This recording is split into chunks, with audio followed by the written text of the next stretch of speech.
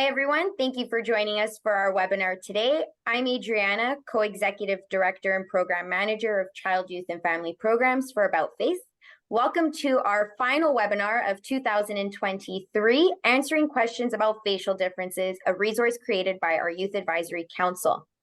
Before we begin, I'd like to start with a land acknowledgement. Each of us is joining the webinar today from a different location and therefore a different Indigenous land. I wish to acknowledge the land on which About Face is headquartered is in the city of Toronto. This land is a traditional territory of many nations, including the Mississaugas of the Credit, the Anishinaabe, the Chippewa, the Haudenosaunee, and the Wendat peoples. We also acknowledge that Toronto is covered by Treaty 13 with the Mississaugas of the Credit. Today, this meeting place is still the home to many Indigenous peoples from across Turtle Island, and we are grateful to have the opportunity to work on this land. We hope that after our session today, you'll take a moment to learn more about the land that you occupy. If you've never been on a Zoom webinar before, I'll explain a couple of things. Only the panelists and hosts will be visible on the screen. You as the participants will not have video access, but participants can use the chat and the Q&A box to participate and join in the webinar. Questions may get lost in the chat, so we do encourage you to use the Q&A. We'll do our best to answer your questions. However, we might be limited with time. One last thing to note before we start is we cannot provide any specific advice or counseling. If you have any questions that might be considered this, we would ask you that you direct those to your healthcare team. Today, the webinar is going to be on the second resource that the Youth Advisory Council created. The Youth Advisory Council released 2 new resources this year, and they were made possible by the KPMG Foundation: Self-Care Tips for Children and Youth and Answering Questions About Facial Differences. Today, Colleen and a few of our YAC members will discuss the second resource, Answering Questions About Facial Differences. The YAC members will share their insight on the creation of this resource, as well as responses to some of the questions. With that, I'm going to pass this off to Colleen and the YAC members who will get us started with our webinar. Thank you for joining. Thanks so much, Adriana. So what we're going to start with before we dive into this excellent resource created by our YAC committee is quick introductions to who is joining me on the panel. So we'll do names, pronouns, our connection, and then our whereabouts in Canada we're located. So myself, I'm Colleen Wheatley. I've been a member of the facial difference community for as long as I can remember, and have been involved with About Face either as a volunteer or a staff member in various capacities for about 3 decades. So when I talk about experiences in the community, I talk about my own experience, as well as ones that I've heard from other community members. I also bring my professional lens, which is that of a clinical social worker, to these conversations as well. My facial difference is a hemangioma. It showed up shortly after I was born, and it might come up a little bit in some of these questions, but it's a big part of my experience and who I am, and I'm grateful to have all of these conversations. And I am joining from Ontario, Canada, so looking forward to connecting with people even further across Canada. And now I will pass it on to Samantha to introduce herself, and I just realized I forgot my pronouns, she, her. So go ahead, Samantha. All right, my name is Samantha. My pronouns are she, her, and I've been involved with the Trailblazer programs. And I was also born with a bilateral cleft palate. I was born in like a special hospital because they had to take care of me. And I live in Wichita, New Brunswick. Thanks so much, Samantha. And I'll pass it over to Fazail. Hello, I'm Fazail Zara. My pronouns are she, her. I have a Port Weinstein facial birthmark, and I found out about the About Face organization a little over a year ago when I stumbled upon the Frankie and Pearl program for schools, and it just resonated with me a lot because Frankie had a birthmark just like I did, and when I found out about the Youth Advisory Council, I decided to join because I knew I could take part in the creation and participation in programs like Frankie and Pearl. So yeah, and I am from Alberta. Thanks so much. And as discussed, we're talking about a resource, a reminder that all of the resources are available, downloadable on the website as well. So we're going to talk a little bit about kind of why this resource was created. And so I was hoping to kind of, open up and ask, why do we think that people ask about our facial differences? So if it could go to you, Facile, of why do we think people ask us all of these questions? So I personally believe that people ask questions about facial differences without really giving it a second thought because they are genuinely curious, and I don't think that their intentions are bad in any way, usually, for the most part. But with that being said, if you are inquiring about facial differences, you do want to be really mindful about the level of respect that you're displaying. And if you're forcing someone to get out of their comfort zone too much, and if an individual chooses not to answer, you have to be respectful of that. Thanks so much, Fasal. And Samantha, do you have any thoughts? I do agree with Rizal. Most people don't really ask to be mean.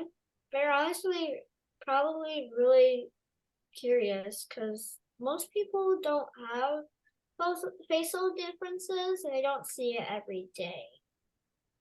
But like Rizal said, if you're asking these questions, you do have to be mindful about your tone. Because it's not nice when feels like you're talking down to the person when you're asking the question. Absolutely. I think you both touched on some really important things where we know that as a society, as a culture and a community, we're taught to kind of be nervous about people who look different than us. And whether this is done on purpose or it just kind of happens through hearing fairy tales, watching movies, superhero stories, kind of all of those things, it does seem to be quite a common experience as well. And you touched on lots of little nuances. Samantha, can I just ask you to read the answer that we've included in the resource? Okay. Everyone is curious about facial differences. It is common for children and other people to notice and ask questions about them. Sometimes having a response might be difficult to come up with. About Faces Youth Advisory Council created a list of common questions and answers you may find helpful. Thanks so much. And we will continue going on. And we're going to try to cover a lot of those questions. We're going to kind of hit them a little bit out of order versus what you might see on the resource. And that's just because we want to be make the most of our time together. Now, I was wondering, do any of us have any helpful strategies that we use when we are being asked these questions? Samantha, could I go to you first to ask some of your thoughts on this? Yes. So what I like to do is I like to practice answering questions. And it really depends on the person I'm talking to. If it's like someone I really know, and it's like my friends or someone I have like a relationship with, I'll probably answer in more depth. But if it's like a stranger or someone I don't really know, I'll just give a simplistic answer. Absolutely. Again, you're acknowledging that there are different situations and it can also depend on the day. Fasile, can I hear some of your thoughts? Mm-hmm. So when someone asks me a question, I like to assess kind of the level of respect that they're asking with and kind of decide how I'm going to answer based off of that. So if it's a very respectful kind of way that they're asking and I can tell that they just genuinely want to know more, then I will answer them probably more elaborately. I also like to practice questions. I like going through scenarios in my head of some common questions that people could ask me and basically devising ways I could answer them in the best way. And by best, I mean in a way that would make me most comfortable and also in a way where I would give as much information as possible to the inquirer. Absolutely. I really like some of those points. I know I kind of call it my back pocket response. So when I practice or I'm just so used to it, means that in those moments where, I forget or I'm caught off guard, I'm distracted by something else. I can just kind of like spurt out like, oh, I just like I was born with a birthmark. That's why I look this way. And I don't even have to think about it. So I call that kind of my back pocket response. I kind of always have it ready. And Pascal, would you be able to read a little bit from our resource directly? Mhm. Remember, you do not always have to answer questions that people ask you. Choosing what you are going to say and when is up to you. Practice coming up with your own answers and answering these questions with someone you trust. And remember, it may depend on the day or how you're feeling that help you decide if you choose to respond or not. Thanks so much. We're going to get into a few of the specific questions. And so just our quick little show of hand in this little group. How many of us have gotten what happened? What's wrong with your face? All right, Samantha, what are some strategies you use to answer this question? All right. Well, I just say that I was born with a cleft and I had surgery for that. And that's why I look this way. Absolutely. Great, to the point. What about show of hands? How many of us have gotten this? Yeah. And again, we're just kind of showing for other folks out there. Sometimes it can feel like we're the only ones who have these experiences. It can feel lonely. And so just a reminder, like right here, we only have 3 of us with facial differences. And we're all like, yep, yep, I've heard these questions before. Fasil, can I hear your thoughts on this one? So, for what is the facial difference? When someone asks me that, I just like to basically explain what a facial difference is. I do my best to give them a bit of a definition. So, facial difference is just something different about your physical appearance from maybe like your neck upwards. And there's many different types of facial differences. You can be born with them, you can get them after birth, they can come and go. And it's just a part of what makes an individual unique.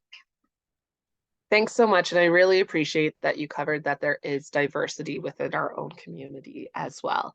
And that goes for different facial differences as well as our own personal experiences too. All right. And what about why does your face look like that? Anybody else get this one? All right. And Samantha, can I hear some of your thoughts? Yeah. Well, I normally just say I was born with a cleft and I had surgery to patch it up. So now I kind of like have like a little scar on my lip, and that's why I look that way. Absolutely. Thanks so much. And then here we have a few different questions because have any of us ever had questions about whether we've had surgery, whether we chose to have surgery? Why don't we have more surgery? All right. So first I want to go to Fasil about your thoughts on dealing with these questions about surgery. So personally, I've been asked why I choose to have surgery quite a bit. And usually, well, it depends on who asks the question when I'm answering it. If it's just someone random at school who I don't really talk to, I usually answer quite simplistically. I just say that, it's a choice I made as a child, and that's why I have surgeries. But if someone asks the question who I know a little bit better, like a friend or someone closer to me, then I might elaborate a little bit more. So I might, say that having laser surgeries reduces the risk of having complications in the future, and that's why I chose to have them. And I might even add the fact that they make me feel a little bit more confident with myself. So it really depends on who asks the question. Absolutely. I think those are some great points. Samantha, can I hear some of your thoughts? I want to touch on 8 for why don't have surgery. For me, it's why don't you have more surgery? And I have like 3 reasons. First of all, if I get more surgery now, I probably will have to get more surgery when I'm like 18 or 17, because I don't really want. Second of all, it's like if I have more surgery, it might look like my lip might look clumped up and look worse than it started before. But it's also not just about looks. I feel like my facial difference is a crucial part of my identity, and I don't really want that to be stripped away from me. Ab- Absolutely. And I can't help but think of my own personal experience where I didn't have surgery as a baby. And so it became my own choice when I was a teenager and feeling like I was so alone. And so just hearing that both of you have gone through these experiences, had similar thoughts to what I was going through as well, I find very validating and I appreciate it because I felt like, well, am I having this surgery for myself? Am I having it just because I want to please other people? I don't really know. And I know that's something that I found very challenging. It was actually one of the first times that I ended up meeting with a social worker to kind of explore what this meant to me as well. So thank you both so much for all of your thoughts and points on these questions.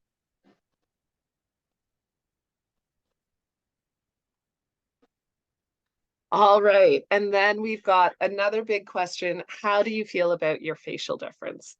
And I think when I was thinking about this question, I also thought, well, I don't always get asked in these words, but sometimes I might get asked, well, do you wish you never had it? Or if you could choose to not have a facial difference, what would you choose? Which I find very challenging because I just can't quite honestly imagine my life without a facial difference. I think Samantha mentioned it that like it is a part of me. It's not my full identity, but it's absolutely is a part of me as well. So have we had questions like this? And then I think I'm going to go to Samantha. How have you dealt with some of these questions and comments yourself? While I've never been personally asked, I'm pretty sure most of people went to my mother.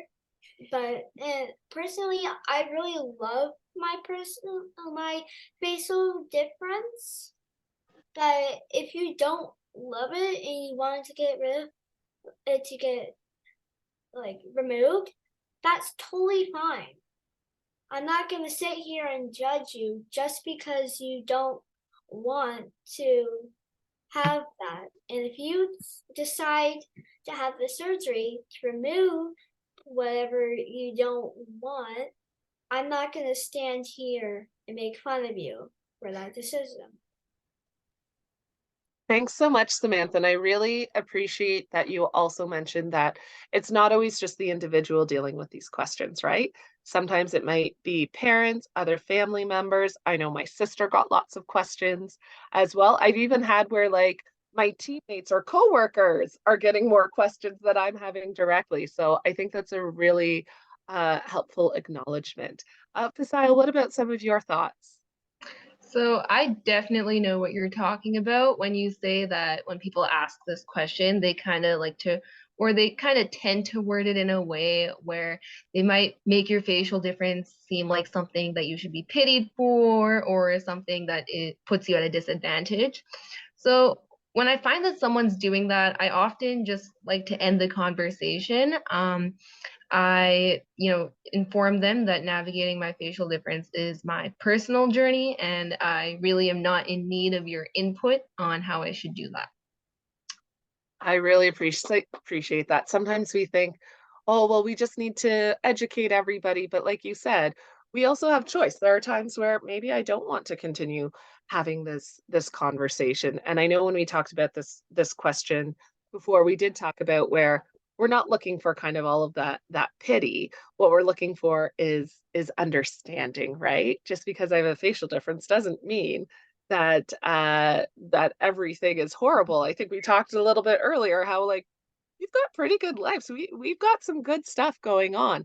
It's just this is an element where we're hoping the rest of the society is going to catch up with kind of us understanding people look different and that's okay. And we're kind of waiting for everybody else to catch up with this.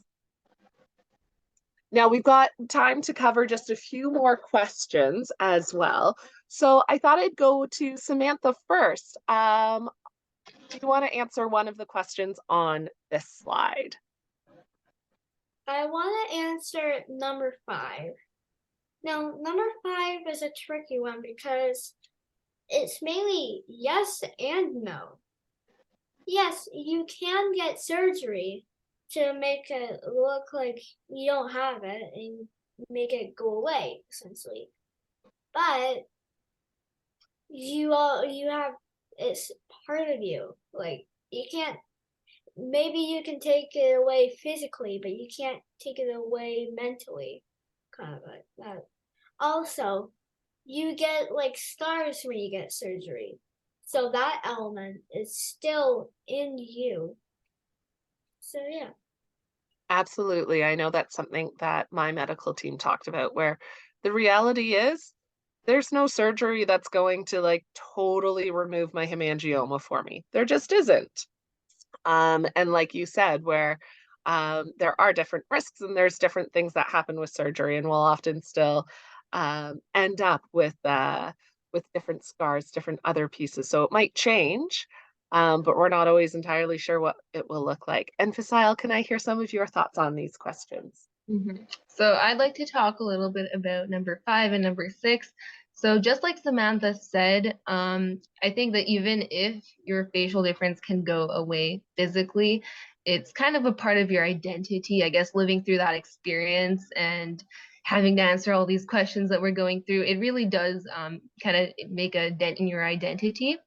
So it's kind of it's a part of you permanently. And in my personal experience, getting laser surgeries isn't taking away my birthmark like entirely. It's just kind of fading it. So yeah, oftentimes your facial difference doesn't go away entirely. There's still remnants and even just that dent on your identity. But and then for number 6, were you scared of your surgery? So I remember the first time I went in to get a laser surgery, I had no idea what to expect. I didn't know anyone else who was getting any form of surgery that was even close to the laser surgeries that I got. I was mostly scared about the anesthetic that they use to put you to sleep because they use a needle. But I went for the first time and it really turned out to be not that bad at all. The needle lasted for like a second and even the aftermath wasn't terrible. The bruises that were left on my face because of the lasers went away eventually. So yeah, I was definitely scared the first time, but now that I've gone so many more times, it's definitely not that bad. Yeah, and we all kind of have different experiences as well, right? All right, and we've got just one more slide with a few different questions. And I think I'll go to you first, Fasil, to hear any thoughts on any of these questions. So from these 3 questions, I think I can relate the most to number 11, which is why does your eye look different? In my experience, it's more like why do your cheeks look different? Why does your nose look a little bit different? And it's simply, I like to just answer it's because I have a facial difference. It's part of what makes me unique, and I was born like this. Thanks so much, and I'll pass it over to Samantha. Okay. Well, I want to touch on 10 because why do you sound different when you talk? Well, I'd normally say that I have cleft lip palate, and that's how I was born, and I can't change anything about it. I'd more mainly choose to do a simple explanation. Absolutely, because it can just be easier, and also it can depend on how much time and energy we have in the moment. Now, I believe we've covered most of the questions from our resource. Before we go, are there any points? I know we've covered a lot of information. Anything that we might have missed or that we want to add on and just kind of share with the group before we log off? Can I add that some people, like, I find some people go me and say, like, I'm just gonna do a random example. Oh, you have hearing problems? I feel bad for you. I'm so sad that you had to go through that. And it's like, I know that they're coming from a good place, but it just makes it invalidate my facial difference.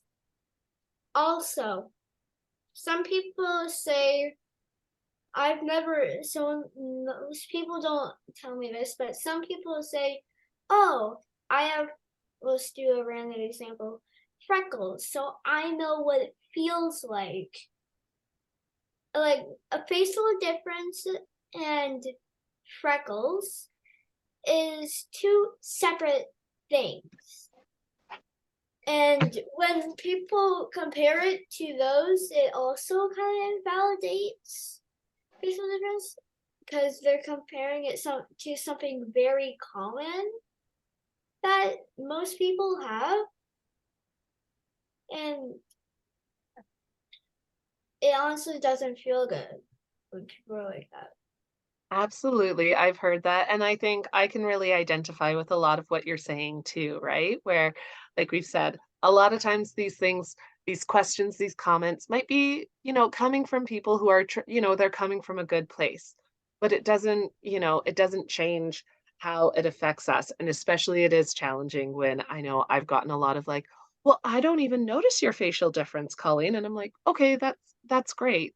That also doesn't change my experience as well.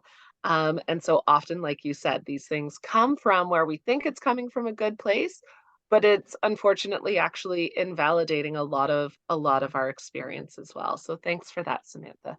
Yeah, Desire. and Oh, go ahead. people like we don't say these things. We don't talk about our facial differences just to get pity points. We talk about it because we need to educate. Absolutely. And I think sometimes too, it gets to this weird place where you know, people are nervous about talking about it. So then, we as kids or other people might be like, oh, we don't talk about, we don't talk about facial differences. We don't talk about it. But that doesn't really remove anything. I still, even if I don't talk about my hemangioma, I still have my hemangioma, right?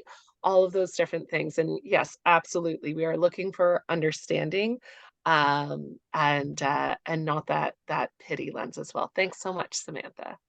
Fazile, do you have any last minute thoughts? Yeah, so in light of going over a resource about answering questions about facial differences, I just do want to really emphasize that you do not owe anyone an explanation. Like if someone asks you a question, no matter how respectful they are, or you can genuinely tell that they're curious, you don't have to answer them if you don't feel like it. If you do, that's great. You can answer them. You can answer them to the degree that you want to. But again, you don't owe anyone an explanation for anything. It just depends on how you feel and whether or not you're in the mood of answering. Thanks so much. I really appreciate all of the knowledge, experience, and insight that you both have brought to this conversation, along with all of the folks who were involved on the YAC committee in creating this resource. I think it's really great. I know I've learned things, and I'm really excited that we're able to share all of this with other folks, both within the facial difference community and then outside. I think this is really important advocacy work for our community. Thanks so much.